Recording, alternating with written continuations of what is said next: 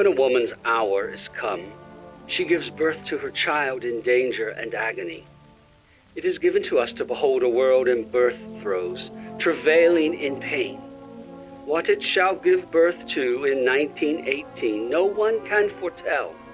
But whatever comes to pass, it will be a great year packed with the destinies of the future. It will be a year of great suffering. The world is hurt, and its deep wounds will be long in healing.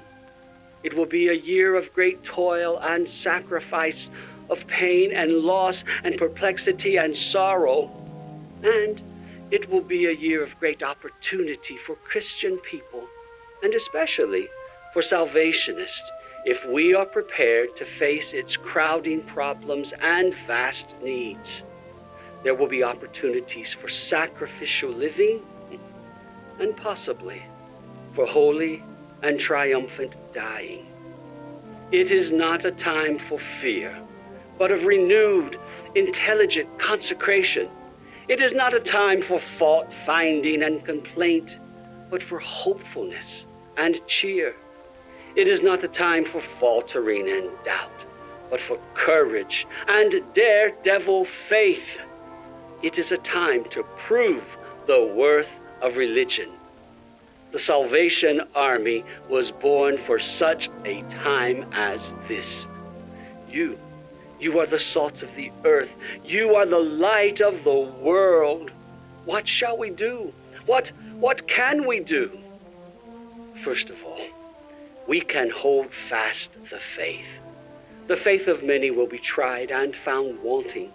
Dull, blank, cold unbelief will numb their hearts, perhaps crush and embitter their spirits.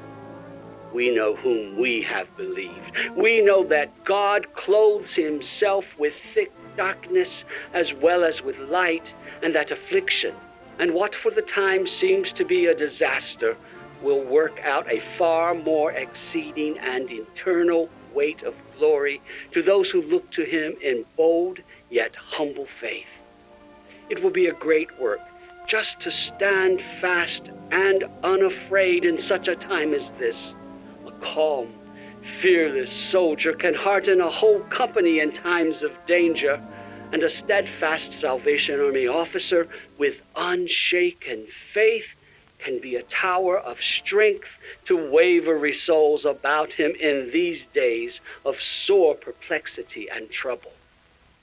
Secondly, we can pray. Others may lose faith in prayer because in the past their prayers have been so feeble and so formal that they have no strength nor wisdom to pray as they should when the world is on fire.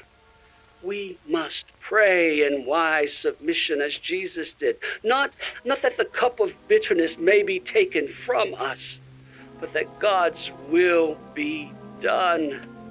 And if we cannot always see plainly what his will is, then we must trust where we cannot trace.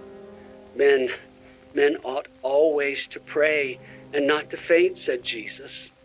More things are wrought by prayer, said Jesus. More things are wrought by prayer than this world dreams of, wrote Tennyson. For what are men better than sheep or goats that nourish a blind life within the brain, if knowing God they lift not hands of prayer, both for themselves and those who call them friend? For so the whole round earth is every way bound by gold chains about the feet of God. Thirdly, we can minister to the souls and bodies of people. Never has greater opportunity come to us to be servants of all and ministering spirits. Fourthly, we can give the world an example of Christian cheer and hope and love. We must so wait upon God in faith and quick obedience that the joy bells will not cease to chime in our hearts, and the light and beauty of holiness and heaven will not fade from our faces. We shall meet with obstacles. People's minds will be preoccupied. The war, The stern business of making a living, the dull ache and bitter agony of sorrow, or the fierce resentment of loss and wrong may make it hard to get a hearing.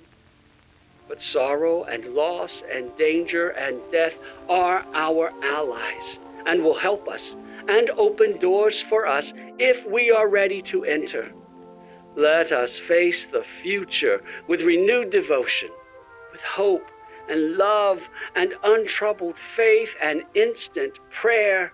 And God will crowd and crown it with blessing. Oh, hallelujah!